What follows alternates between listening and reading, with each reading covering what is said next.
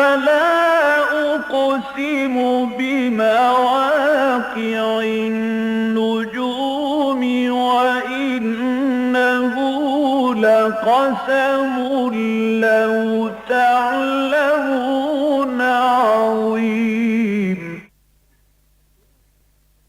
إنه لقرآن كريم في كتاب مكنون لا يمسه إلا المطهرون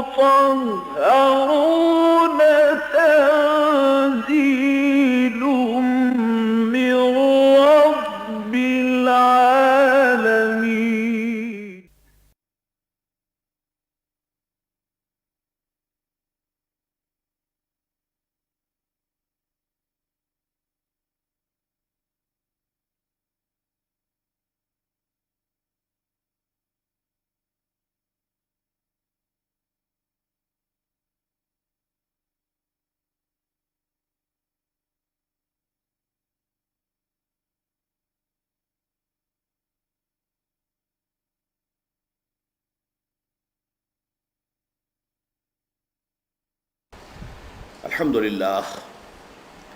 الحمد للہ وکفا والصلاة والسلام علی عباده الذین اصطفى خصوصاً علی افضلہم وخاتم النبیین محمد الامین وعلی آلہ وصحبہ اجمعین.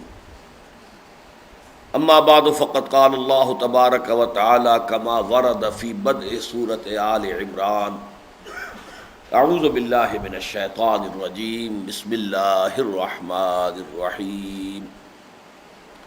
الف لام میم اللہ لا الہ الا هو الحی القیوم نزل علیک الکتاب بالحق مصدقا لما بین یدیہ وانزل التوراة والانجیل من قبل هدى للناس وانزل الفرقان ان الذين كفروا بآيات الله لهم عذاب شديد والله عزيز ذو انتقام. ان الله لا يخفى عليه شيء في الارض ولا في السماء هو الذي يصوركم في الارحام كيف يشاء لا اله الا هو العزيز الحكيم. هو الذي أنزل عليك الكتاب منه آيات محكمات هن أم الكتاب وأخر متشابهات فأما الذين في قلوبهم زيغ فيتبعون ما تشابه منه ابتغاء الفتنة وابتغاء تأويله وما يعلم تأويله إلا الله والراسخون في العلم يقولون آمنا به كل من عند ربنا وما يذكر الا اولو الالباب. ربنا لا تزغ قلوبنا بعد إذ هديتنا وهب لنا من لدنك رحمة إنك أنت الوهاب. ربنا إنك جامع الناس ليوم لا ريب فيه إن الله لا يخلف الميعاد. صدق الله العظيم. رب اشرح لي صدري ويسر لي أمري واحلل عقدة من لساني يفقهوا قولي. اللهم ربنا الہمنا رشدنا واعذنا من شرور انفسنا. اللهم ارنا الحق حقا وارزقنا اتباعه وارنا الباطل باطلا وارزقنا اجتنابه. اللهم ارحمنا بالقرآن العظيم واجعله لنا اماما ونورا وهدى ورحمة. اللهم ذكرنا منه ما نسينا وعلمنا منه ما جهلنا وارزقنا تلاوته آناء الليل وآناء النهار واجعله لنا حجة يا رب العالمين آمین. آج ہم اللہ کے نام سے سورہ آل عمران کے مطالعے کا آغاز کر رہے ہیں. قرآن حکیم کی سورتوں میں جو نظم اور ترتیب ہے کہ بحیثیت مجموعی پورا قرآن مکی اور مدنی صورتوں کے 7 مجموعوں پر مشتمل ہے. یعنی کچھ ایک یا ایک سے زائد مکی صورتیں، پھر ایک یا ایک سے زائد مدنی صورتیں، یہ ایک گروپ بنتا ہے. پھر مکی آ جائے گی ایک یا ایک سے زائد، اور پھر مدنی آئیں گی ایک یا ایک سے زائد، تو یہ دوسرا گروپ مکمل ہو جائے گا.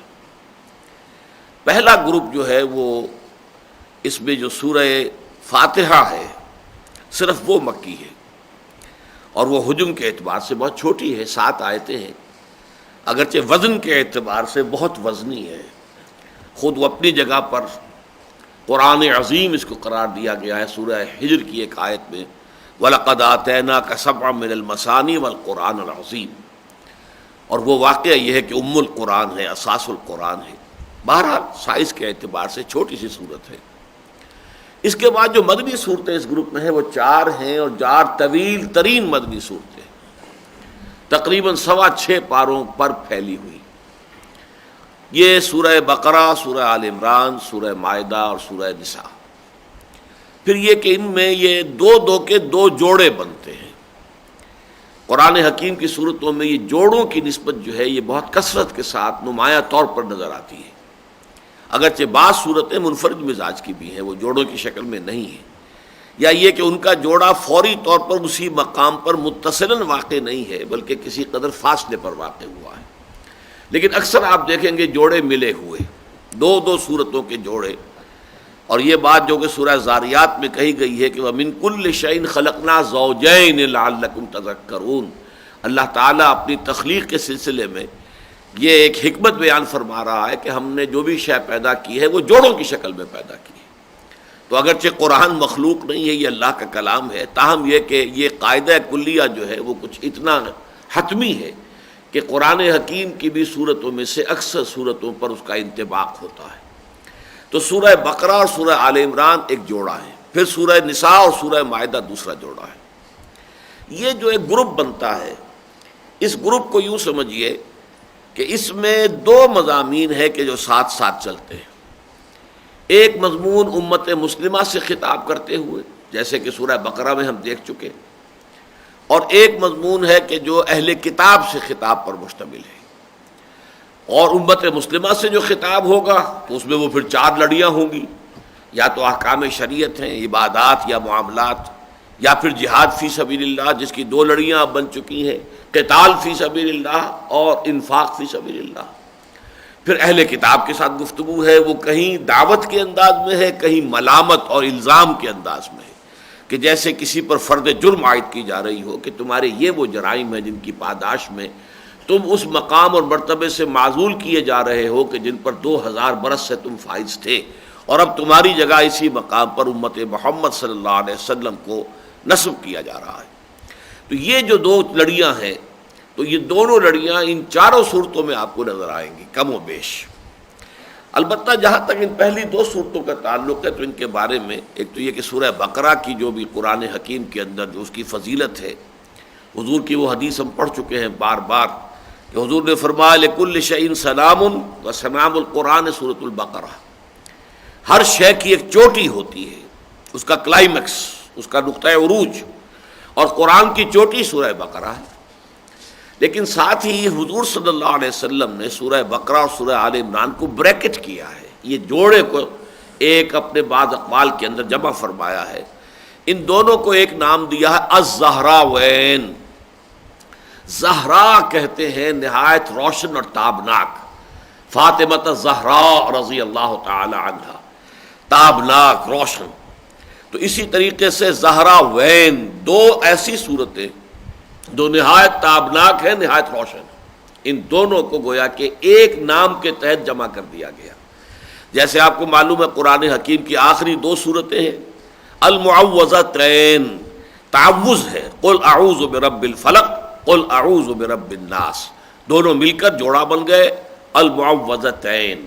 اسی طریقے سے ابتدا میں، اس لیے کہ سورہ فاتحہ کے بارے میں تو ہم کہہ سکتے ہیں کہ وہ پورے قرآن کا مقدمہ ہے، تو گویا کہ اصل قرآن کا آغاز سورہ بقرہ ہی سے ہو رہا ہے، تو آغاز میں بھی یہ جوڑا آ گیا الزہراوین۔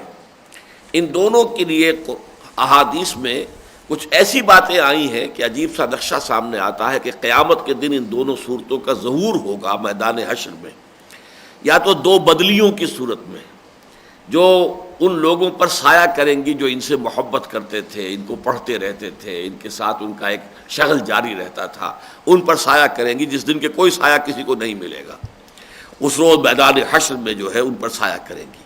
یا کہیں کہا گیا جیسے کہ 2 جھنڈ ہوتے ہیں، کہ پرندوں کے جھنڈ، کوئی بہت بڑا جھنڈ ہو تو وہ بھی اصل میں سایہ بن جاتا ہے، تو دو جھنڈوں کے مانند وہ ظاہر ہوں گی اور اپنے چاہنے والوں اور اپنے پڑھنے اور تلاوت کرنے والوں پر سایہ کریں گی۔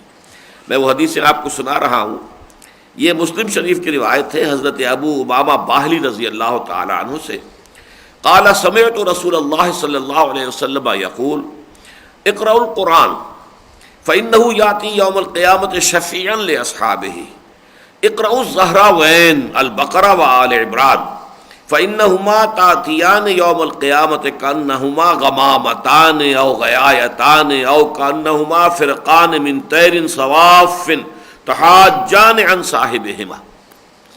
حضور نے ارشاد فرمایا، مسلم شریف کی روایت ہے، قرآن پڑھا کرو اس لیے کہ وہ قیامت کے دن وہ شفیع بن کر آئے گا، گواہ بن کر اور سفارشی بن کر آئے گا ان لوگوں کے لیے کہ جو قرآن سے محبت کرنے والے تھے اور قرآن کو پڑھا کرتے تھے۔ پھر آپ نے دوبارہ فرمایا اقرأوا الزہراوین، خاص طور پر دو نہایت تابناک اور روشن صورتوں کی تلاوت کیا کرو، قرات کیا کرو، البقرہ و آل عمران۔ یہ دو صورتیں کون سی ہیں زہراوین؟ سورۃ البقرہ اور سورۃ آل عمران۔ فإنہما تأتیان یوم القیامہ، اس لیے کہ وہ ظاہر ہوں گی قیامت کے دن، کأنہما غمامتان او غیایتان، دونوں کے ایک ہی معنی ہے، گویا کہ وہ دو بدلیاں ہیں، دو بادلوں کے ٹکڑے ہیں، او کأنہما فرقان من طیر صواف، اور یا ایسے ہوں گی جیسے کہ یہ دو جھنڈ ہیں پرندوں کے کہ جو بالکل ایک جھنڈ کی شکل میں آئے ہیں، اور ان کا تحاجان عن صاحبہما، اور یہ دونوں محاجہ کریں گے اللہ تعالیٰ کے ساتھ، جھگڑا کریں گے، اے اللہ یہ بندے تیرے جو ہیں یہ تو ہم سے بڑی محبت کرتے تھے، ہمیں پڑھا کرتے تھے، ہماری تلاوت کرتے تھے، راتوں کو کھڑے ہو کر ہمیں اپنے تہجد میں پڑھتے تھے، اے اللہ ان پر رحم فرما اور ان کی تمام خطاؤں سے درگزر فرما دے۔ تو تحاجان عن صاحبہما۔ ایک اور روایت ہے کہ جو مسلم شریف میں بھی ہے، ترمذی میں بھی، حضرت نواس بن سمعان رضی اللہ تعالی عنہ سے، قال سمعت رسول اللہ صلی اللہ علیہ وسلم یقول یؤتی یوم القیامت بالقرآن واہلہ الذین کانوا یعملون بہ فی الدنیا، قیامت کے دن لائے جائے گا قرآن بھی اور وہ بھی کہ جو اس کے ماننے والے، پڑھنے والے، سمجھنے والے، عمل کرنے والے تھے۔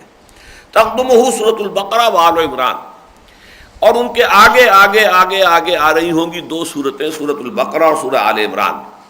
وضرب لهما رسول اللہ ثلاثۃ امثال ما نسیتہن بعد، تو یہ راوی کہتے ہیں کہ حضور نے پھر ان دونوں کے لیے تین مثالیں، تمثیلیں دیں جنہیں پھر اس کے بعد میں کبھی بھول نہیں سکا۔ قال کانہما غمامتان او ذلتان، حضور نے فرمایا کہ یا تو وہ دو بدلیوں کے مانند ہوں گی یا دو سائبانوں کے مانند ہوں گی، سوادان بینہما سوداوان بینہما شرق، دو بدلیاں ہوں گی جن کے جو سیاہ ہوں گی تاکہ پوری طرح وہ سایہ کر دیں اپنے نیچے لوگوں پر، یا دو جو ہیں وہ سائے ہوں گے پوری طریقے سے گھنے سائے، لیکن درمیان میں روشنی ہوگی، یعنی نظر آ جائے کہ یہ ایک خیمہ یہ، ایک خیمہ یہ ایک صورت ہے سورۃ البقرہ اور یہ دوسرا ہے وہ اور سورہ آل عمران ہے۔ سوداوان بینہما شرق او کانہما خرقان من طیر صواف تحاجان عن صاحبہما، اور یا ایسے ہوں گے جیسے پرندوں کے دو جھنڈ ہیں کہ جو پھر جھگڑا کریں گے اپنے لوگوں کے حق میں اور اللہ تعالیٰ کے ہاں شفاعت کریں گے، اللہ تعالیٰ سے ان کی مغفرت کی درخواست کریں گے۔ تو یہ دو صورتیں اس اعتبار سے جو ہے، ایک تو یہ ہمارے سامنے آیا کہ ان کی اپنی فضیلت اور ان کی عظمت کیا ہے، اور دوسری یہ کہ دونوں میں کچھ ایسا آپس کا ربط ہے گہرا کہ ان دونوں کو ایک نام زہراوین، ذلتان یا غمامتان، غیایتان، یا یہ کہ فرقان، یہ تمام جو ہے تسلیہ کے صیغے آ رہے ہیں، تو یہ دونوں کو بہت ہی جڑی ہوئی ہے۔ دوسری بات نوٹ یہ کیجئے کہ جس طریقے سے سورہ بقرہ دو حصوں میں منقسم تھی، پہلے حصے میں اصل رخ جو ہے خطاب کا وہ اہل کتاب میں سے بنی اسرائیل یہود کی طرف، دوسرے حصے میں خطاب اصلاً امت مسلمہ کی جانب، بعین ہی اسی طرح یہ سورہ مبارکہ بھی دو حصوں میں منقسم ہے، بلکہ وہاں تو آپ کو ایک فرق نظر آتا ہے کہ پہلا حصہ ہے اس کے اندر آیتیں کم ہیں، غالباً 123 ہیں، اور دوسرے حصے کے اندر آیتیں بہت زیادہ ہیں، 150 کے لگ بھگ ہیں، اگرچہ رکوع جو ہے وہ پہلے حصے کے اندر جو ہے وہ 18 ہیں اور دوسری میں وہ 22 رکوع ہے، نہیں بلکہ آیتیں جو ہے دوسرے حصے میں کم ہے، پہلے حصے میں زیادہ ہے، یہ ایک توازن اس میں ہو گیا ہے۔ لیکن یہاں آپ دیکھیں گے کہ تقریباً مساوی ہے، 200 آیتیں کل ہیں، 101 آیتوں پر مشتمل ہے پہلا حصہ اور 99 آیات پر مشتمل ہے دوسرا حصہ۔ ادھر بھی 10 رکوع ہے، ادھر بھی 10 رکوع ہے، بالکل برابر کی تقسیم۔ پہلے حصے میں روح سخن زیادہ تر جو ہے وہ اہل کتاب کے دوسرے گروہ یعنی نصارہ کی طرف ہے، اگرچہ دونوں کے ساتھ بھی گفتگو ہے، یہود سے بھی نصارہ سے بھی، لیکن مین خطاب جو ہے وہ نصارہ سے ہے، اور دوسرے حصے میں تمام تر خطاب جو ہے وہ مسلمانوں سے ہے۔ پہلا حصہ جو ہے وہ پھر 3 حصوں میں منقسم ہے، سورہ بقرہ کے حصہ اول کی طرح۔ پہلے میں 31 آیات آتی ہیں، پھر 31 آیات، پہلے میں 32 ہیں، پھر 31 ہیں، پھر 38 آیات ہیں، یہ 101 بن جاتی ہیں۔ دوسرے حصے میں 2 رکوع پہلے، پھر 6 رکوع، پھر 2 رکوع، یہ جو 10 رکوع بنتے ہیں، اس طریقے سے تقسیم ہے۔ یہ گویا کہ ورٹیکلی ساری کی ساری تقسیم ہو رہی ہے۔ اچھا، وہ صورت نہیں ہے جو سورہ بقرہ میں ہے کہ جو نصف ثانی ہے وہ ہاریزونٹل اس کے اندر تقسیم ہے کہ 4 لڑیاں ہیں چل رہی ہیں اور آپس میں وہ گتھی ہوئی، نہیں، یہاں پر پہلے 2 رکوعوں کا علیحدہ مضمون ہے، پھر 6 رکوعوں کا علیحدہ مضمون ہے، اور اس کے بعد پھر 2 رکوعوں کا علیحدہ مضمون ہے۔ گویا کہ ساری تقسیم جو ہے ورٹیکل ہے۔ ایک اور بات نوٹ کیجئے کہ ان دونوں صورتوں کا آغاز حروف مقطعات الف لام میم سے ہوا ہے۔ ایک اور شے جو مشترک ہے وہ یہ ہے کہ ان دونوں صورتوں کے شروع میں قرآن مجید کی عظمت کا بیان ہے۔ ایک اور قدر مشترک یہ ہے کہ دونوں کے آخر میں نہایت جامع دعائیں آتی ہیں۔ سورہ بقرہ کا بھی اختتام ہوتا ہے اس دعا پر، تو بڑی طویل دعا ہے۔ آخری آیت جو ہے آیت الدعوات، جس میں یوں سمجھیے کہ بہت سی دعائیں جمع کر دی گئی ہیں ایک آیت میں، لیکن یہ کہ سورہ آل عمران کے آخری رکوع میں 3 ساڑھے 3 آیات پر پھیلی ہوئی دعا ہے، لیکن وہ بھی بہت عظیم دعا ہے، بہت جامع دعا ہے۔ تو بہت سی چیزیں ان میں قدر مشترک کے طور پر ہیں، وہ بعد میں ہم جب کہ تفصیلاً مطالعہ کریں گے تو وہ مضامین آتے رہیں گے۔ اس وقت اجمالاً تعارفاً صرف اس قدر جو ہے وہ کافی ہو جائے گا۔ اب ہم اس کا آغاز کر رہے ہیں۔ الف لام میم یہ حروف مقطعات ہیں، اور صرف چند باتیں ذہن میں تازہ کر لیجئے۔ قرآن حکیم کی 114 صورتوں میں سے 29 صورتوں کے شروع میں مقطعات آتے ہیں۔ 3 صورتوں کے شروع میں یہ صرف ایک حرف ہے، قاف، سورہ صاد، سورہ نون، لیکن 11 صورتوں کے شروع میں 2 ہیں۔ 13 صورتوں کے شروع میں 3 حروف آتے ہیں، 6 ان میں سے الف لام میم پر مشتمل۔ الف لام میم سے شروع ہونے والی 2 صورتیں تو یہ بالکل آغاز میں آ گئی، سورۃ البقرہ اور سورۃ آل عمران۔ 4 صورتیں مکیات ہیں، سورہ قصص، سورہ عنکبوت، سورہ روم اور سورہ عنکبوت، سورہ روم، سورہ لقمان اور سورہ سجدہ، 4۔ تو اس طریقے سے یہ 6، اور اس کے علاوہ الف لام را 3 حروف پر مشتمل 5 صورتیں ہیں۔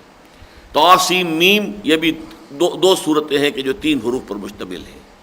2 صورتیں ہیں کہ جو 4 حروف پر ہیں، الف لام میم را، الف لام میم صاد، اور 2 ہی صورتیں ہیں کہ جو 5 حروف سے آغاز جن کا ہوتا ہے، کاف ہا یا عین صاد، ہا میم عین سین قاف۔ تو 29 صورتیں ہیں، اور اس کے حوالے سے ذرا ایک بات کے حوالے سے اس کو یاد رکھنا آسان ہے کہ عربی کے جو الفابیٹس ہیں، الف با تا، ان کے بارے میں 2 آراء ہیں، یہ 29 ہیں یا 28 ہیں۔ حمزہ اور الف کو علیحدہ گنیں گے تو یہ 29 بنیں گے، اور حمزہ اور الف کو ایک گنیں گے تو 28 بنیں گے۔ اور ان دونوں عددوں کا تعلق ان حروف مقطعات کے ساتھ ہے کہ 29 صورتوں کے شروع میں حروف مقطعات ہیں، اور 14 حروف ہیں اس تختی میں سے جو استعمال ہوئے، 14 حروف استعمال نہیں ہوئے، 14 یا 15 اور 14 ہوئے۔ اس اعتبار سے کوئی نسبت ہوگی، ہم نہیں کہہ سکتے کہ اس میں کیا راز پنہا ہے۔ البتہ یہ کہ جہاں تک ان کے معنی اور مفہوم کا تعلق ہے اس کے بارے میں اجماع ہے کہ حتمی اور قطعی طور پر ہمیں کچھ معلوم نہیں، یہ راز ہے اللہ کے اور اس کے رسول کے مابین۔ یوں کہا جا سکتا ہے یہ کوڈ ورڈز ہیں کہ جن کے حوالے سے گویا کہ پیغام بھیجنے والا اور پیغام ریسیو کرنے والا دونوں مطمئن ہو جاتے ہیں کہ پیغام صحیح پہنچ گیا ہے۔ واللہ عالم۔ ویسے یہ کہ لوگوں نے اپنے اپنے طور پر ان کی تعبیرات کی ہیں مختلف جو ہیں، اس پر بہت سے لوگوں نے تو بہت ہی فلسفیانہ انداز میں اور بہت گہری کچھ وہ روحانی انداز میں ان حروف مقطعات کی جو ہے وہ تشریحات کی کوشش کی ہے، لیکن یہ تمام باتیں ایسی ہیں کہ جو صرف انفرادی آراء ہیں۔ امت میں شرف قبول انہیں حاصل نہیں ہوا، یہاں تک کہ صحابی رسول جن کو خود حضور نے فرمایا حبر الامہ کہ یہ سب سے بڑے جو عالم ہیں میری امت کے اندر، اور جس کے لیے حضور نے دعا کی تھی اللہم فقہہ فی الدین وعلمہ التاویل، یعنی حضرت عبداللہ ابن عباس رضی اللہ تعالی عنہما کہ اللہ اسے اپنے کتاب کا علم عطا فرما، تعویل کا علم عطا فرما، دین کا فہم عطا فرما، انہوں نے بھی جو ایک رائے کہی ہے، بیان کی ہے، وہ رائے بھی قبول عام حاصل نہیں کر سکی۔ چنانچہ الف لام میم کے بارے میں ان کا کہنا یہ ہے کہ یہ ایک جملے کی اصل میں مخفف کیا گیا ہے، انا اللہ اعلم، انا ایک لفظ، اللہ دوسرا لفظ، عالم تیسرا لفظ۔ پہلے لفظ میں سے پہلا حرف الف، دوسرا درمیانی جو لفظ ہے اس کا درمیانی حرف یعنی لام، اللہ تو لام درمیان میں ہے، اور عالم و تیسرا حرف جو ہے آخری، اس کا آخری حرف جو ہے میم، انا اللہ اعلم الف لام میم۔ تو جیسا کہ میں نے عرض کیا اگرچہ بڑی گہری بات معلوم ہوتی ہے، ویسے یہ کہ نحو کے اعتبار سے یہ اس لیے غلط ہو جاتی ہے بات کہ یہ جو شروع میں الف نہیں ہے بلکہ حمزہ ہے، انا میں حمزہ ہے، الف اور حمزہ جو ہے یہ یقیناً ذرا مختلف چیزیں ہیں۔ بہرحال میں صرف یہ مثالاً آپ سے عرض کر رہا تھا کہ حبر الامہ حضرت عبداللہ ابن عباس رضی اللہ تعالی عنہ کے قول کو بھی امت نے قبول نہیں کیا ہے۔ اجماع اس پر ہے کہ اس کے حقیقی اور یقینی اور حتمی مفہوم کو اللہ اور اس کے رسول کے سوا کوئی نہیں جانتا۔ الف لام میم اللہ لا الہ الا هو الحی القیوم۔ اب یہ ٹکڑا تو وہ ہے جو ہم بڑی تفصیل سے پڑھ چکے ہیں آیت الکرسی میں، اور زیادہ دن نہیں ہوئے ہیں ہمیں آیت الکرسی کا مطالعہ کیے ہوئے۔ اللہ وہ ہستی ہے کہ جس کے سوا کوئی الہ نہیں۔ الہ کے میں تینوں باتیں آپ کے سامنے رکھ چکا ہوں۔ ایک تو وہ جو حاجت روا ہو، مشکل کشا ہو، جس کی طرف انسان رجوع کرتا ہے، جیسے کہ کوئی بچہ جو ہے وہ اپنی ماں کی طرف لپکتا ہے حفاظت کے لیے بھی اور اپنی غذا کے لیے بھی، ایسے ہی جس ہستی کی طرف بھی انسان رجوع کرتا ہے اپنی ضرورتوں میں، اپنی تکالیف میں، وہ اس کا الہ ہے۔ ایک یہ کہ الہ وہ ہے والہانہ عشق جس سے ہو، جو محبوب حقیقی بن جائے، تو لا مطلوب الا اللہ، لا مقصود الا اللہ، لا محبوب الا اللہ۔ اور الہ یا الہ کے معنی یہ بھی ہے متحیر ہو جانا، اللہ وہ ہستی ہے کہ جس کی حقیقت کو کوئی نہیں جان سکتا۔ تو یہ تینوں مفہوم ہے کہ ایک عام انسان کا تصور الہ ہے، رازق ہے، مشکل کشا ہے، تکلیف کا رفع کرنے والا ہے، روزی رساں ہے، یہ اللہ کا تصور اس کے سامنے عام آدمی کا تو یہی ذہنی تعلق ہوتا ہے اللہ کے ساتھ۔ ایک صوفیہ کا تعلق ہے لا محبوب الا اللہ، لا مطلوب الا اللہ، لا مقصود الا اللہ، اور ایک پھر فلاسفہ کا معاملہ ہے کہ جس پین برداند کے ہست کچھ نہیں جان سکتے اللہ کی ذات کے بارے میں، ہم سوائے اس کے کہ بس ہم یہ کہہ سکتے کہ ہاں ہے بس، اور کچھ نہیں۔ دور بینان بارگاہ الست جس پین برداند کے ہست۔ تو یہ تینوں چیزیں جو ہے، یہ عجیب ہے لفظ حقیقت عربی زبان کا جو ان تینوں گوشوں کا اور تینوں تصورات کا احاطہ کر رہا ہے۔ اسی الہ پر الف لام داخل ہوا تو اللہ بن گیا۔ اللہ وہ ہستی ہے جس کے سوا کوئی الہ نہیں، الحی القیوم، وہ زندہ جاوید ہے اور سب کو تھام کر رکھنے والا ہے۔ یہ دو اسما بھی آ چکے آیت الکرسی میں، اللہ لا الہ الا هو الحی القیوم، اور وہاں میں تفصیل سے آپ کو بتا چکا ہوں کہ ان دو اسما کے بارے میں گمان غالب ہے کہ اللہ کے اسم اعظم ہے، اس لیے کہ ایک حدیث میں آتا ہے کہ اللہ کا ایک اسم اعظم وہ ہے کہ اس کے حوالے سے جو دعا اس سے کی جاتی ہے وہ لازماً قبول ہو جاتی ہے، لیکن یہ کہ حضور نے تعین کے ساتھ نہیں بتایا کہ وہ کون سے نام ہے، بلکہ نشاندہی کر دی وہ 3 صورتوں میں ہے، سورہ بقرہ میں، سورہ آل عمران میں، سورہ طٰہٰ میں۔ یہ بالکل اسی طرح کی بات ہے جیسے لیلۃ القدر کے بارے میں یہ نشاندہی تو کر دی کہ وہ رمضان میں ہے، رمضان کے آخری عشرے میں ہے، اس کی طاق راتوں میں ہے، تعین نہیں کیا تاکہ لوگ تلاش کریں، محنت کریں، تو جو اندہ یا بندہ جو تلاش کرے گا پالے گا۔ اسی طرح اس معاملے میں بھی ہے، لیکن پھر علماء کا اس پر تقریباً اجماع ہے کہ یہ دو اسماء جو ہیں یہ ان 3 صورتوں میں جوڑے کی شکل میں آئے ہیں، سورہ بقرہ میں، آیت الکرسی میں اللہ لا الہ الا هو الحی القیوم، بالکل اسی طرح یہاں آ گیا اللہ لا الہ الا هو الحی القیوم، اور پھر یہ وعنت الوجوہ للحی القیوم یہ سورہ طٰہٰ میں بھی آئے۔ تو ایک گمان یہ ہے کہ یہی ہے جو اللہ کا اسم اعظم ہے، اور ان میں نسبت کیا ہے؟ اللہ خود تو قائم و دائم ہے، زندہ جاوید ہستی ہے، کسی اور کے سہارے پر قائم نہیں ہے، خود بخود قائم ہے، الحی ہے، اس کی حیات اپنی ذاتی ہے، کسی کی عطا کردہ نہیں ہے۔ البتہ ما سوا کائنات جو ہے اس کو تھام کر رکھنے والا وہی ہے۔ وہ اگر قائم ہے تو ادھر حقیقت اسی کی توجہ سے قائم ہے، وجود میں آئی ہے تو اس کے وجود میں لانے سے وجود میں آئی ہے، اور قائم ہے تو اس کی توجہ کی بنا پر قائم ہے۔ یہ گویا کہ اللہ اور ما سوا اللہ، ان کے مابین جو ایک گہرا ربط اور تعلق ہے وہی رسما میں ہے۔ اللہ لا الہ الا هو الحی القیوم۔ اب اس کے بعد جیسا کہ میں نے عرض کیا تھا، یہاں بھی سورہ بقرہ میں ذالک الکتاب لا ریب فیہ ھدی للمتقین، اب یہاں پر بھی وہی انداز ہے، نزل علیک الکتاب بالحق، اس نے نازل فرمائی ہے آپ پر کتاب حق کے ساتھ۔ پہلی بات تو نوٹ کیجئے کہ نزلہ تھوڑا تھوڑا کر کے اتارنا، یہ قرآن مجید کا وہ طریق تنزیل ہے۔ انزلہ باب افعال سے اگر آتا تو دفعتاً اتار دینا، جو آگے آ رہا ہے کہ اس سے پہلے جو ہے اللہ تعالیٰ نے اور کتابیں اتاری، وہ انجیل اور تورات، تو اس میں انزال کا لفظ آیا ہے۔ یہاں نزلہ تھوڑا تھوڑا کر کے اے محمد صلی اللہ علیہ وسلم اللہ نے یہ کتاب آپ پر نازل فرمائی ہے۔ بالحق کے معنی کیا ہے؟ ایک تو یہ کہ جو پیغام یہ لے کر آئی ہے وہ حق ہے، سراسر حق ہے، سرتاپا حق ہے، لیکن اس سے بھی زیادہ جو گہرا مفہوم ہے اس کا وہ یہ کہ فیصلہ کن بن کر نازل ہوئی ہے۔ قرآن مجید جو ہے یہ قول فیصل بن کر نازل ہوا ہے۔ انہ لقول فصل وما ہوا بالہزل، یعنی یہ جو نازل ہوا ہے تو فیصلہ کن بات بن کر آیا ہے، اور یہ اب فیصلہ کرے گا ادھر یا ادھر، باطل کا بیڑا غرق ہوگا اور حق کا بول بالا ہوگا، یہ فیصلہ ہو کر رہے گا۔ یہ ایسے ہی نہیں ہے کہ جیسے کسی شاعر نے کچھ شاعری کی ہے، اس کا دیوان مرتب ہو گیا، بس ٹھیک ہے دیوان ہے، اس سے کیا نتیجہ نکلے گا اور کیا اس کے جو ہے دنیا میں کیا اس سے تبدیلیاں آ جائیں گی، نہیں، یہ فیصلہ کن کتاب ہے۔ اسی لیے اسی انداز میں فرمایا سورہ بنی اسرائیل میں وَبِالْحَقِّ أَنزَلْنَاهُ وَبِالْحَقِّ نَزَلَ، حق کے ساتھ ہم نے اسے نازل کیا ہے اور حق کے ساتھ یہ نازل ہوا ہے۔ بڑا یہاں پر جو ہے خطابی انداز ہے، وَبِالْحَقِّ أَنزَلْنَاهُ وَبِالْحَقِّ نَزَلَ وَمَا أَرْسَلْنَاكَ إِلَّا مُبَشِّرًا وَنَذِيرًا، اے نبی ہم نے آپ کو نہیں بھیجا ہے مگر بشارت دینے والا اور نذیر خبردار کرنے والا بنا کر، باقی اصل فیصلہ کن شے یہ کتاب ہے قرآن جو آپ پر نازل کی گئی ہے۔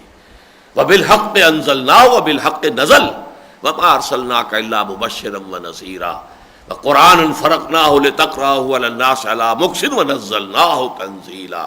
اس سے آگے کی آیات میں نہیں پڑھ رہا، وہ آیت سجدہ ہے، اور بڑی عظمت کے ساتھ جو بیان قرآن مجید کا سورہ بنی اسرائیل کے آخری رکوع میں بھی ہے۔ تو یہاں بھی دیکھیے نزل علیک الکتاب بالحق، اور اسی پر ایک حدیث موجود ہے ہمارے پاس، حضرت عمر سے مروی ہے رضی اللہ تعالی عنہ، حضور نے ارشاد فرمایا، مسلم شریف کی روایت ہے، ان اللہ یرفع بہذا الکتاب اقواما ویضع بہ آخرین، اب اللہ اسی کتاب کے ذریعے سے قوموں کو اٹھائے گا، ابھارے گا، بام عروج پر پہنچائے گا، ترقی دے گا، اور اسی کتاب کو چھوڑنے کی وجہ سے انہیں ذلیل اور خوار اور رسوا کر دے گا۔ یعنی اب یہ فیصلہ کن شے بن کر نازل ہوئی ہے، اسی میں تلیں گی قسمتیں قوموں کی اور امتوں کی۔ فرمایا نزل علیک الکتاب بالحق مصدقا لما بین یدیہ، اور یہ تصدیق کرتے ہوئے آیا ہے اس کی کہ جو اس کے سامنے موجود ہے۔ اس کا ایک مفہوم تو عام طور پر جو سب مترجمین نے اور مفسرین نے لیا وہ بھی صحیح ہے کہ قرآن تصدیق کرتے ہوئے آیا ہے تورات کی، انجیل کی، کہ واقعی وہ بھی اللہ کی کتابیں تھیں، اللہ نے نازل کی تھیں، وہ بھی منزل من اللہ تھیں، تو گویا کہ قرآن مصدق ہے ان کا۔ لیکن ایک اور مفہوم جو اس سے گہرا ہے اور بہت پیارا مفہوم ہے وہ یہ ہے کہ قرآن مصداق بن کر آیا ہے ان پیشین گوئیوں کا جو تورات اور انجیل میں تھیں۔ تورات میں جو ذکر ہے حضور صلی اللہ علیہ وسلم کی بعثت کا، گویا کہ وہ ابھی تک انفلفلڈ پروفیسی تھی جب تک کہ قرآن نہیں آیا، تو گویا کہ قرآن نے آ کر اس کو فلفل کیا، اس پروفیسی کو، جو کتاب استثناء میں 18ویں باب کی 18ویں آیت ہے، جس میں کہ تورات میں اس میں لکھا ہے کہ اللہ تعالیٰ نے حضرت موسیٰ سے فرمایا کہ میں ان لوگوں میں، ان کے بھائیوں میں سے انہی کے مانند ایک رسول اٹھاؤں گا جس کے منہ میں اپنا کلام ڈالوں گا اور پھر وہ بات جو ہے لوگوں تک پہنچائے گا۔ یہ جو ہے میں نے شاید آپ کو پہلے بتایا بھی ہے کہ 3 سال قبل ہمارا ٹینا جو ہے تنظیم اسلامی نارتھ امریکہ کا اجتماع ہیوسٹن میں تھا۔ یہ امریکہ کا، یونائٹڈ اسٹیٹس آف امریکہ کا جنوبی ساحل پر ایک شہر ہے بڑا۔ تو وہاں ہم نے ایک سیشن میں ایک عیسائی عالم اور ایک یہودی عالم کو بلایا تھا. تو یہودی عالم نے وہاں پر جب گفتگو کی اس سے مجھے کچھ حوصلہ ہوا کہ اس شخص میں کچھ حق کو ماننے کی صلاحیت ہے. اس نے کہا Islam is the ideal religion for the whole of humanity except Jews. اب یہ ڈنڈی وہ مار گیا کہ اسلام بہترین مذہب ہے پوری نوع انسانی کے لیے سوائے یہودیوں کے. تو وہ یہودی جو ہیں 1.5 ملین وہ علیحدہ اپنی 1.5 اینٹ کی مسجد بنائے رکھیں اس کے قول کے مطابق، باقی پوری نوع انسانی کے لیے وہ کہہ رہا ہے کہ اسلام بہترین مذہب ہے. تو میں نے بار ان سے پھر ایک ملاقات کی اور میں نے پھر کہا کہ اس ملاقات میں کہ یہ جو ڈیٹرانومی جو ہے کتاب استثناء، اس کے 18ویں باب کی 18ویں آیت کا آپ کیا مصداق سمجھتے؟ وہ چونک سا گیا کہ کیا ہے، وہ ذہن میں نہیں تھا. میں نے پھر تورات منگوائی بائبل، تو وہ سوچ میں پڑ گیا. اس نے یہ کہ یقیناً وہ کج بحثی نہیں کی، سوچ میں پڑ گیا کہ ہاں. اس نے میں نے کہا کہ یہ کہتے ان کے بھائیوں میں سے، ظاہر بات ہے کہ باقی تمام نبی جو ہے اولڈ ٹیسٹمنٹ کے وہ تو بنی اسرائیل ہی میں سے آئے ہیں نا، تو ان کے بھائیوں میں کا مطلب تو یہ ہے کہ وہ بنی اسماعیل میں سے ہونے چاہیے. تو ان کے بھائیوں میں سے ایک نبی اٹھاؤں گا جو تیرے مانند ہوگا، یعنی جیسے کہ حضرت موسیٰ کو شریعت دی گئی ایسے انہیں بھی شریعت دی جائے گی. جبکہ حضرت موسیٰ کے بعد جتنے نبی بھی بنی اسرائیل میں آئے انہیں کوئی شریعت نہیں دی گئی.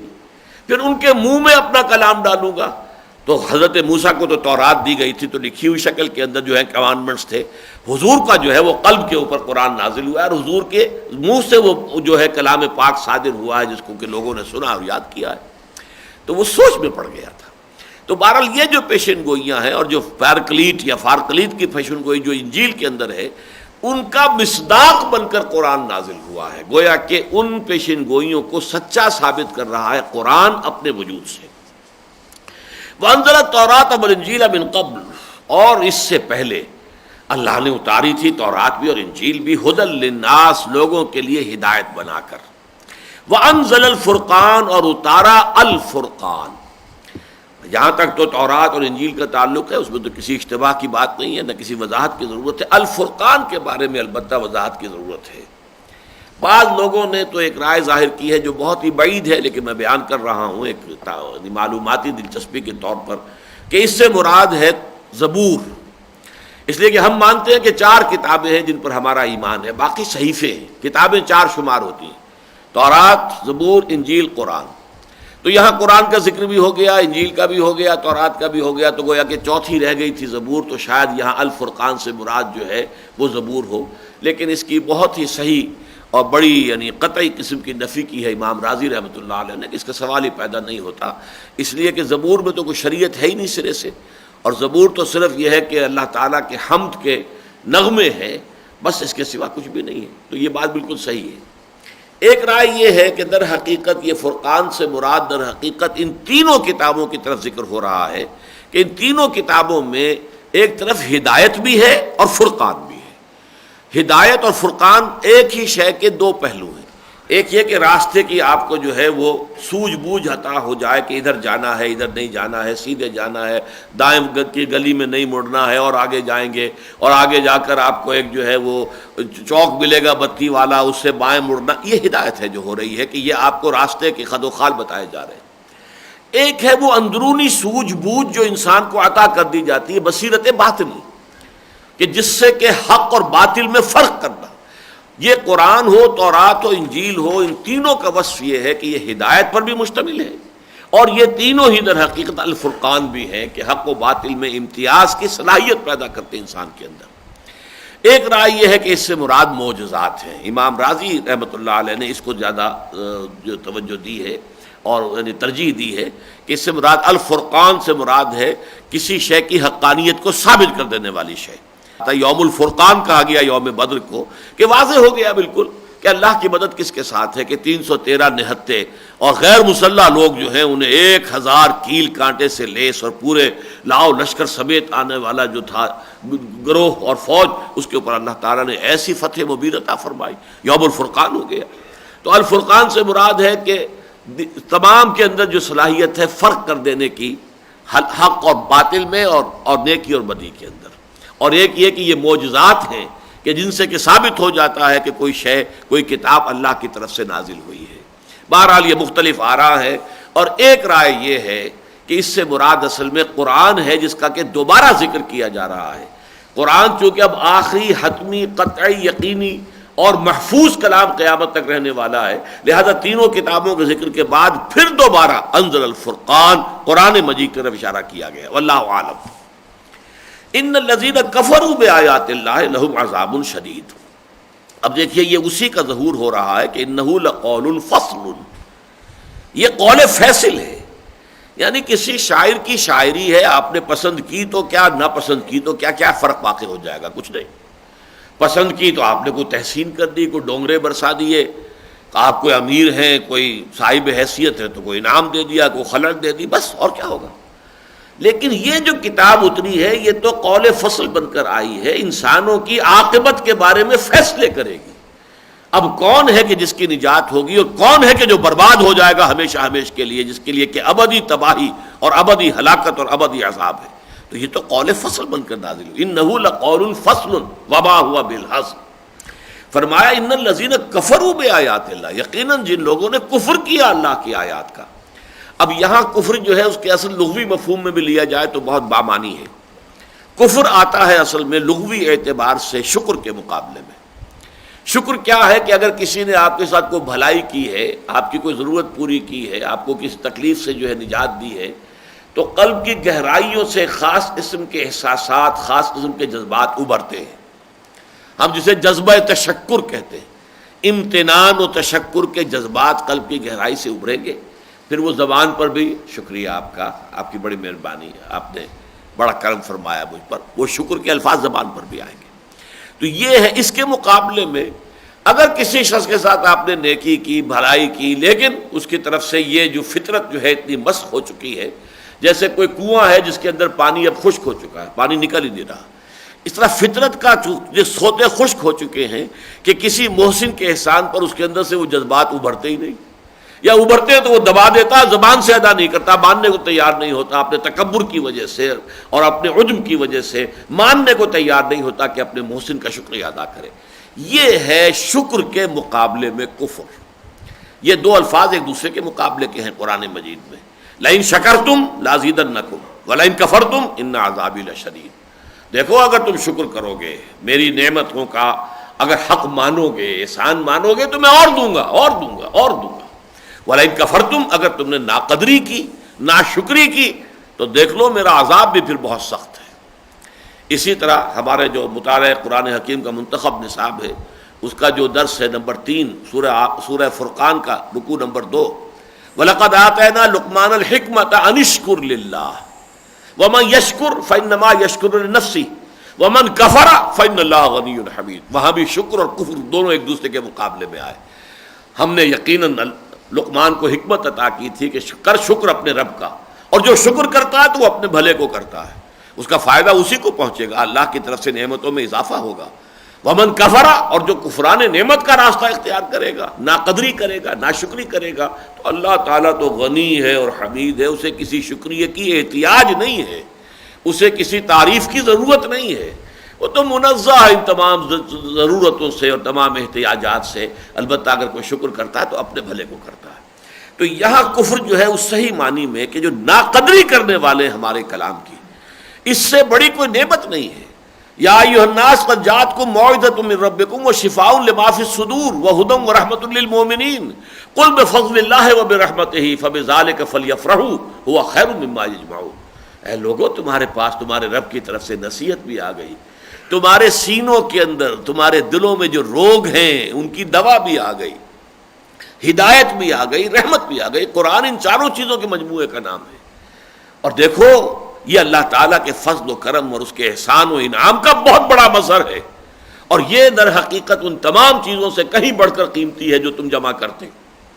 تو یہ قیمتی شے ہے۔ اب جو اس قیمتی شے کی ناقدری کریں گے، اس ناقدری کی انتہائی شکل ہے انکار کر دینا، نہیں مانتے، یہ کلام ہے ہی نہیں اللہ کا، یہ تو انہوں نے خود گھڑ لیا ہے۔ یہ گویا کہ اور بلکہ قرآن مجید میں جب دو لفظ آتے ہیں ایک دوسرے کے ساتھ جڑ کر، وَالَّذِينَ كَفَرُوا وَكَذَّبُوا بِآيَاتِنَا، وہاں کفر جو ہے یہ بنیادی مفہوم ہے، ناقدری کرنا، ناشکری کرنا، اور جھٹلانا جو ہے یہ گویا کہ چوری اور سینہ زوری، یہ سینہ زوری ہو گئی، نہیں نہیں نہیں، یہ ہے ہی نہیں اللہ کا کلام، یہ غلط کہہ رہے ہیں، یہ انہوں نے خود گھڑ لیا، یہ تکذیب ہے۔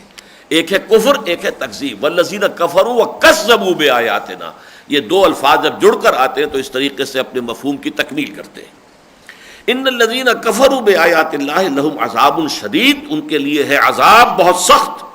واللہ عزیز ذو انتقام، اللہ زبردست ہے اور انتقام لینے والا ہے. اللہ تعالیٰ کی شان جہاں یہ ہے کہ وہ غفار بھی ہے، ستار بھی ہے، ودود بھی ہے، کریم بھی ہے، سب ساری شان، غفور بھی ہے، لیکن ساتھ ہی عزیز ذو انتقام، زبردست انتقام لینے والا ہے. اس کا انتقام بھی بہت شدید ہے.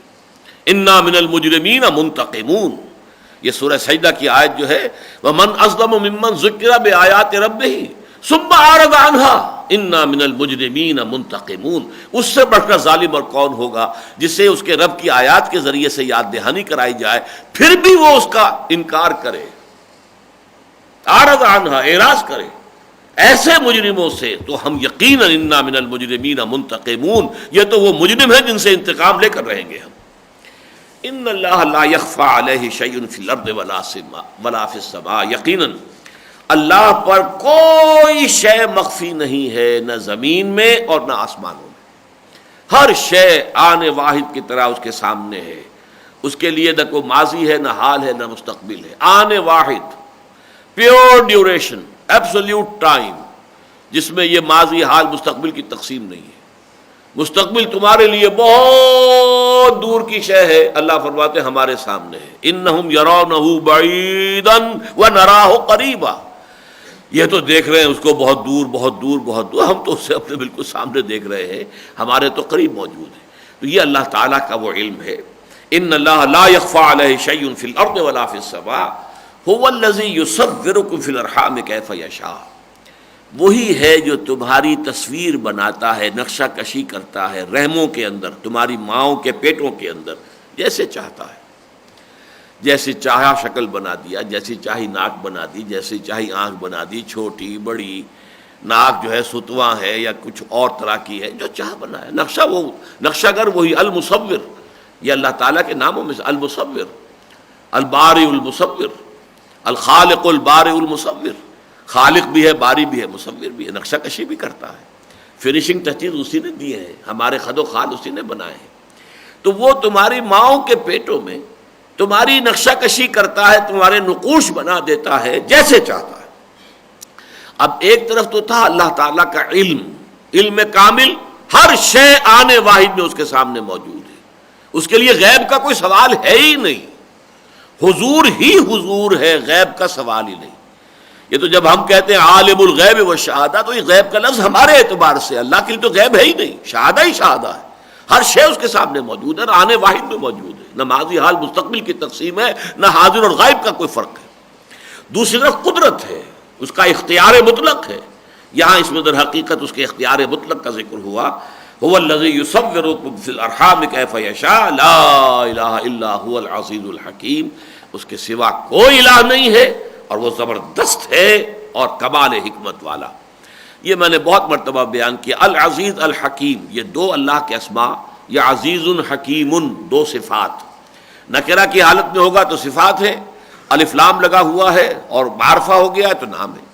یہ جوڑا بہت کثرت سے قرآن مجید میں آیا ہے، اور اسی طریقے سے دونوں اسماء کو جڑواں شکل میں، تاکہ یہ حقیقت واضح ہو جائے کہ اللہ تعالیٰ کا ایک طرف اختیار مطلق ہے، جو چاہے کرے. اور آپ کے علم میں ہوگا کہ پولیٹیکل سائنس جو خود اپنی جگہ ایک علم ہے، تو اس کے ایکسیمز میں سے، اس کے اصولوں میں سے ایک یہ بھی ہے، authority tends to corrupt and absolute authority corrupts absolutely.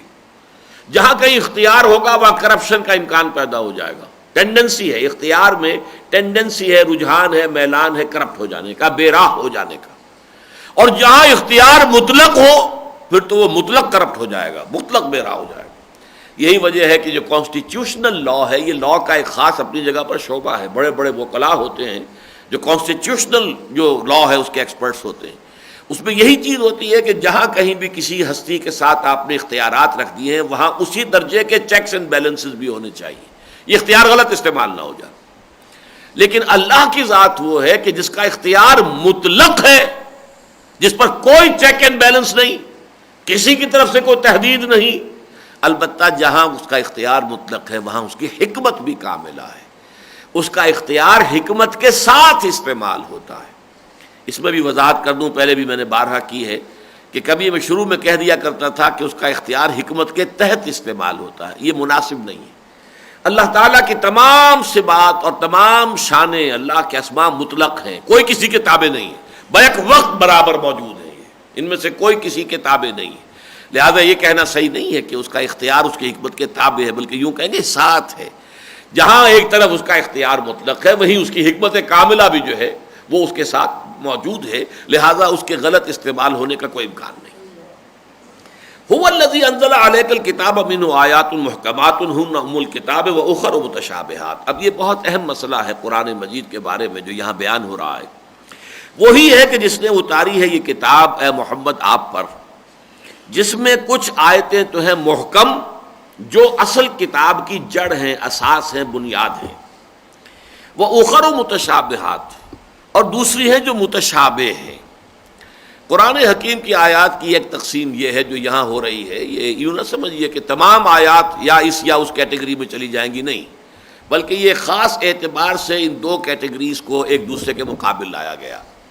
ایک وہ آیات ہیں کہ جن کا مفہوم بالکل واضح ہے، جن میں کسی شک و شبے کی گنجائش نہیں، کوئی اشتباہ وارد ہوتا ہی نہیں، اور ایک وہ آیات ہیں کہ جن کے ایگزیکٹ مفہوم کے تعین کے اندر دقت آتی ہے۔ اب یوں سمجھیے کہ کیوں ہے اور کیسے ہے، اور اس میں تقسیم کی بنیادی جو ہے وہ بنیاد کیا ہے، بنیادی وجہ کیا ہے۔ دیکھیے مثلا آیات محکمات میں اجماع ہے کہ تمام آیات احکام جو ہیں وہ آیات محکمات ہیں، یہ کرو یہ نہ کرو، یہ حلال یہ حرام، یہ واجب یہ فرض، یہ محکمات ہیں، اس لیے کہ سارے دین کی جڑ بنیاد یہی تو ہے نا۔ قرآن ہدایت بن کر نازل ہوا، ھدی للناس ہے، ھدی للمتقین ہے، اور ہدایت کے لیے کیا کرنا ہے کیا نہیں کرنا، کدھر جانا کدھر نہیں جانا ہے، یہی تو اس کا اصل موضوع ہے۔ لہذا اپنی اس ہدایت عملی کے ضمن میں قرآن محکم ہے، پختہ ہے، واضح ہے، مبرہن ہے، کسی شک و شبے کی گنجائش نہیں۔ البتہ قرآن مجید اس عالم غیب کی بھی خبریں دیتا ہے جس کا ہمیں کوئی اندازہ نہیں، ہمارا کوئی تجربہ نہیں، وہ ایک بالکل جدا عالم ہے، عالم غیب۔ فرشتے ہیں کیسے ہیں، کس طرح کے، ہم نہیں جان سکتے، وہ ایک ایسا عالم ہے جس کا ہمیں کوئی تجربہ ہوا ہی نہیں۔ گزر ان کا ہوا کب عالم اللہ اکبر میں، ہمارا گزر ہی نہیں ہوا اس میں۔ اللہ کی ذات و صفات، قبر میں کیا ہو رہا ہے کیا ہوگا، عالم برزخ میں کیا ہے کیا ہوگا، قیامت کے دن کے حالات و واقعات، ان کی کیا اصل حقیقت ہوگی، کیا نوعیت ہوگی، جنت کی نعمتوں کی حقیقت کیا ہے، دوزخ کے عذاب کی کیا کیفیت ہے، کہ وہ آگ بھی ہے اور وہ جلا بھی رہی ہے لیکن مارتی بھی نہیں ہے، لا تبقی ولا تذر، لیکن یہ ہے کہ موت بھی نہیں آتی۔ پھر یہ کہ اسی کے اندر سے اس کی تہ میں سے وہ درخت بھی نکلا ہوا ہے، وہ زقوم کا درخت جو ہے وہ جنت جہنم کے عین جب سے نچلے طبقے سے ابھر کر آتا ہے اوپر۔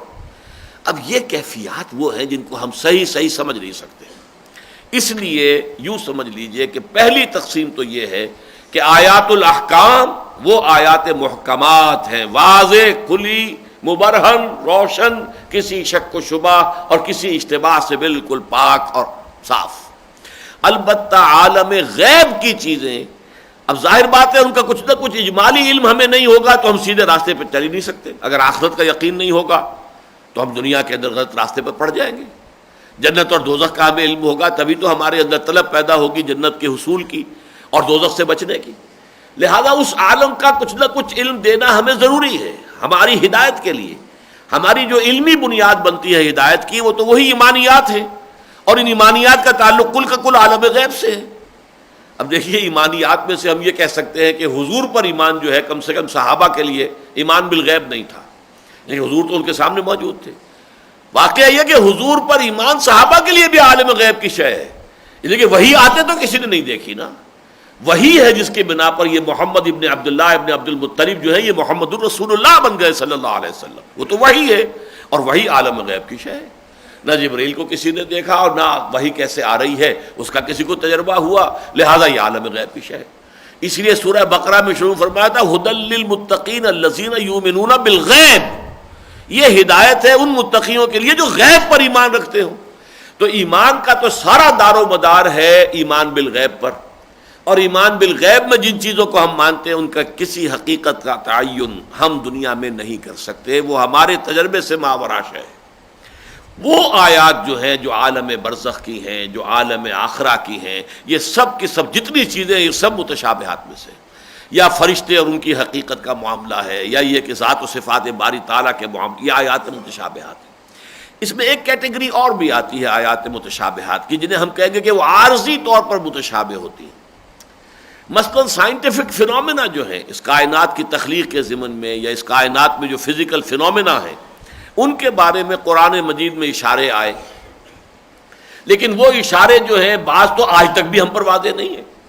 مثلا 7 سماوات، 7 آسمان، کیا معلوم ہمیں؟ اللہ نے لکھا ہے، قرآن میں بار بار لکھا ہے، ہم مانتے ہیں، اللہ اللہ خیر صلی اللہ، لیکن یہ کہ ہمیں اس کی حقیقت کا کوئی پتہ نہیں ہے۔ ہو سکتا ہے کہ ابھی کوئی 100 برس بعد یا کچھ اور عرصے بعد کوئی حقیقت ایسی سامنے آئے کہ روشن ہو جائے، ہماری اندر جو ہے روشنی آ جائے جب کہ واقعی یہ تھی وہ بات جسے قرآن نے 7 آسمانوں سے تعبیر کیا، ورنہ اس سے پہلے کل فی فلک یسبحون، ہر شے تیر رہی ہے۔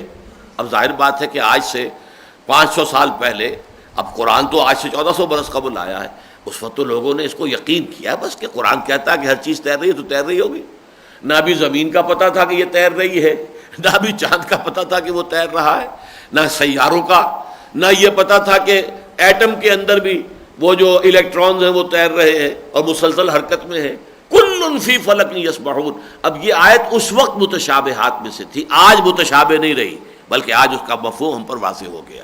اور ہو سکتا ہے کہ آج بھی جو چیزیں اس عالم خلق کی چیزیں جو ابھی ہمارے علم میں نہیں آ سکی ہیں، جن کی اصل حقیقت کو ہم ابھی نہیں سمجھ پائے ہیں، وہ آیات متشابہات میں شمار کی جائیں گی، لیکن عین ممکن ہے کہ آگے چل کر وہ آیات متشابہات کی فہرست سے نکل کر آیات محکمات میں آ جائے۔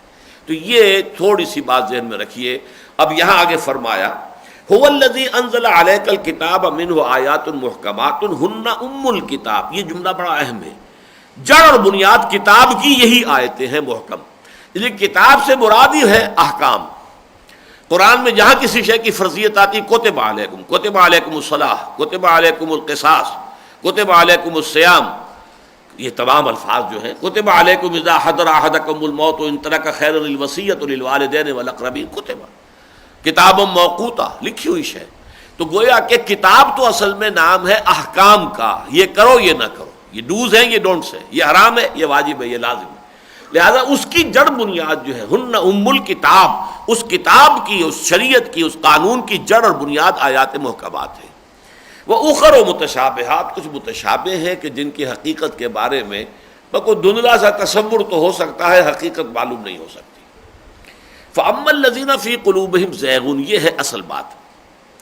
تو وہ لوگ کہ جن کے دلوں میں کجی ہوتی ہے، فَيَتَّبِعُونَ مَا تَشَابَهَ مِنْهُ ابْتِغَاءَ الْفِتْنَةِ وَابْتِغَاءَ تَأْوِيلِهِ، تو وہ درپے ہوتے ہیں اس میں سے متشابہات کے، تاکہ معلوم کریں ان کی تعویل اور پیدا کریں فتنہ۔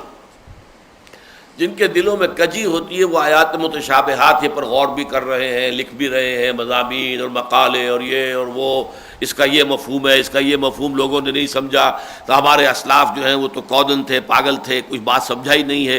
یہ سب فتنہ جو بھی اٹھا ہے آج تک وہ اسی انداز سے اٹھتا ہے کہ کچھ چیز آج مجھے معلوم ہوئی ہے، اس سے پہلے کسی کو معلوم نہیں تھی۔ خاص طور پر جو احکام شریعت کے بارے میں یہ بات کہے تو گویا کہ سمجھ لیجئے کہ اس سے بڑا فتنہ اور کوئی شخص نہیں۔ لیکن احکام کے سارا دار و مدار جو اتصال کے ساتھ ہے، حضور سے متصل ہیں دور صحابہ، پھر دور صحابہ سے دور تابعین، احکام جو ہے مسلسل منتقل ہوتے چلے آ رہے ہیں۔ تو یا تو آپ ساری امت کو جو ہے رائٹ آف کر دیجئے، ہمارے اسلاف سب کے سب پاگل تھے، بے وقوف تھے، احمق تھے، کودن تھے یا بدنیت تھے، تو یہ بات جو ہے معاذ اللہ ثم معاذ اللہ ثم معاذ اللہ۔ تو یہ تسلسل جو ہے شریعت کا، یہ در حقیقت یہ جو لوگ تو اصل میں چاہتے ہیں ہدایت، وہ تو ان میں زیادہ اہمیت سے کے ساتھ توجہ دیں گے، اس پر غور کریں گے، لیکن جن کے دلوں میں کجی ہوتا، عجب ہوتا ہے، کوئی نئی بات کہوں، کوئی ایسی بات کہوں ڈنکا بج جائے کہ فلاں شخص جو ہے واقعی صاحب اس نے جو بات کہی ہے وہ تو آج تک کسی نے کہی نہیں تھی۔ یہ لوگ جو ہے متشابہات کے پیچھے لگے رہیں گے، چکر میں رہیں گے۔ ابتغاء، قرآن مجید پہلے کہہ رہا ہے ابتغاء الفتنہ، چونکہ زیغ ہے دلوں کے اندر، کجی ہے، تو نیت ان کی جو ہے فتنہ اٹھانا ہے، فتنہ پیدا کرنا ہے۔ تکبر سب سے بڑا فتنہ ہے، عجب سب سے بڑا فتنہ ہے، سب سے زیادہ مہلک بیماری عجب ہے۔ ثلاث منجیات و ثلاث مہلکات، تین چیزیں ہیں کہ جو نجات دینے والی ہیں، اور تین چیزیں وہ ہیں کہ جو ہلاک کرنے والی ہیں، اور ہلاک کرنے والوں میں اعجاب المرء بنفسہ وہی اشدہن، ایک ہے انسان کا اپنے آپ کو کچھ جاننا، عالم اور بڑا فقیہ اور بہت فلسفی اور بہت حکیم اور دانا انسان سمجھنا، بہت بڑا دانشور جاننا، اور فرمایا یہ سب سے زیادہ مہلک شے ہے، یہ تکبر سے بھی بڑھ کر اور جو ہے اور حب مال سے بھی بڑھ کر یہ چیز جو ہے در حقیقت عجب جو ہے یہ گویا کہ سب سے زیادہ ہلاکت خیز ہے۔ تو وہ معاملہ جب ہوتا ہے دل میں تو فتنہ آدمی تلاش کرتا ہے، اور اس کے لیے پھر وہ آیات متشابہات کی درپے ہوتا ہے۔ وما یعلم تاویلہ الا اللہ، جبکہ ان کی اصل حقیقت کو کوئی نہیں جانتا سوائے اللہ کے۔ ان کی اصل حقیقت تو ہم بھی جان لیں گے، کب؟ جبکہ ہم اس عالم غیب میں داخل ہو جائیں گے، قبر میں جائیں گے تو قبر کی حقیقت منکشف ہو جائے گی، عالم برزخ کے حقائق جو ہے 14 طبق روشن ہو جائیں گے۔ آج ہم کچھ نہیں کہہ سکتے، بس سوائے اس کے کہ اجمالاً جو کہہ دیا حضور نے، جو خبر دی ہے کسی صحیح جو ہے حدیث میں آ گئی، قرآن میں آ گئی، مانیں گے، آمنا و صدقنا، اللہ اللہ خیر صلی اللہ۔ لیکن اجمالی ایمان ہوگا، اس کی بھی تفصیل میں جائیں گے تو یہ جو اب حیات النبی کا مسئلہ چھڑا ہوا ہے، جس کی وجہ سے وہ آپ سمجھیے کہ دیوبندی دو حصوں میں تقسیم ہو چکے ہیں اور ایک دوسرے کو کافر قرار دے رہے ہیں، حیاتی بھی اور مماتی بھی، اور یہ لوگ جو ہے ان کا درمیان ایسی ایسی بحثیں اور ایسے مناظرے ہو رہے ہیں کہ جیسے کہ بریلوی اور دیوبندیوں کے درمیان کبھی ہوا کرتے تھے، اب تو وہ سلسلہ ختم ہو گیا، اب مناظرے ان کے مابین ہو رہے ہیں۔ تو یہ سارے فتنے کیوں پیدا ہوتے ہیں کہ آپ نے ان جو امور غیبی ہیں ان کے ضمن میں جو اجمالی علم آپ کو دیا گیا ہے اس پر اکتفا نہیں کی، بلکہ اس کے بارے میں تعین کرنے کے لیے، تفاصیل معین کرنے کے اندر جو ہے آپ نے اختلافات پیدا کر دیے۔ والراسخون فی العلم، اور وہ لوگ جو واقعتاً علم میں رسوخ رکھنے والے، گہرائی اور پختگی، وہ یہ کہتے ہیں آمنا بہ کل من عند ربنا، ہم اس پر ایمان لائے، یہ سب کا سب ہمارے رب کی طرف سے ہے۔ آیات محکمات بھی ہمارے رب کی طرف سے ہیں اور متشابہات بھی۔ ہم تو قرآن کو مانتے ہیں، قرآن میں جو کچھ ہے ہم اسے مانتے ہیں، یا حدیث صحیح میں جو کچھ حضور نے فرما دیا ہم اسے تسلیم کرتے ہیں۔ باقی یہ کہ اس عالم غیب کی باتوں میں سے کسی کی تفصیل میں ہم جانے کو تیار نہیں، ورنہ تو جنت کی نعمتیں قرآن مجید میں بے شمار بیان ہوئی ہیں، اور ساتھ ہی سورہ سجدہ میں بھی فرمایا فَلَا تَعْلَمُ نَفْسٌ مَّا أُخْفِيَ لَهُم مِّن قُرَّةِ أَعْيُن، کسی انسان کے علم میں ہی نہیں ہے کیا کیا ان کے لیے اللہ تعالیٰ نے اپنے جنتی لوگوں کے لیے ان کی آنکھوں کی ٹھنڈک کا کیا کیا سامان فراہم کیا، کوئی نہیں جانتا۔ اور حدیث میں بھی آ گیا مَا لَا عَيْنٌ رَأَتْ وَلَا أُذُنٌ سَمِعَتْ وَمَا خَطَرَ عَلَىٰ قَلْبِ بَشَرٍ، وہ نعمتیں وہ ہیں جو نہ کسی آنکھ نے دیکھی، نہ کسی کان نے سنی، نہ کسی انسان کے دل پر ان کا کوئی احساس بھی وارد ہوا۔ اب یہ ہے چیزیں کہ جو ہم مانیں گے اجمالاً، آمنا بہ کل من عند ربنا، یہ سب ہمارے رب کے پاس سے آیا ہوا کلام ہے قرآن مجید، یہ تو ابتدا سے انتہا تک اس کا کلام ہے، اس پر ایمان لائے۔ وما یذکر الا اولو الالباب، اور نہیں نصیحت اخذ کرتے مگر وہی جو ہوش مند ہیں، عقل مند ہیں۔ لب کہتے ہیں کسی چیز کے اصل جوہر کو، اس کا اصل جوہر جو ہے، انسان کا اصل جوہر اس کی عقل ہے۔ اولو الالباب الذین یعقلون، یہ گویا کہ ان دونوں کو مترادف سمجھنا چاہیے۔ سورہ بقرہ میں جس مقام پر الذین یعقلون آیا ہے، لقوم یعقلون، یہ آیت الآیات یاد کیجئے، وہی مقام جب سورہ آل عمران میں آئے گا تو وہاں اولو الالباب آئے گا، ان فی خلق السماوات والارض واختلاف اللیل والنہار لآیات لاولی الالباب۔ تو وہ لب والے ہوش مند لوگ، عقل مند لوگ جو ہیں، اصل نصیحت تو وہی اخذ کرتے ہیں۔ بارک اللہ لی ولکم فی القرآن العظیم ونفعنی وإیاکم بالآیات والذکر الحکیم۔